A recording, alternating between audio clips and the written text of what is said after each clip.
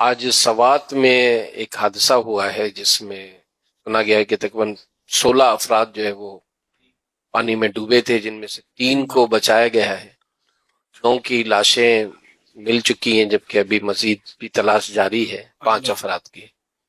بڑا المناک حادثہ ہوا ہے، تو ان کے لیے دعا بھی فرما دیں۔ اللہ کرم فرما، اللہ کرے کہ بقیہ 3 کی بھی کوئی اچھی خبر آئے۔ 9 بیچارے شہید ہو گئے اس میں۔ اللہ پاک ان کو غریق رحمت کرے، سب کی مغفرت کرے۔ اللہ پاک ان کے عزیزوں کو صبر عطا فرمائے۔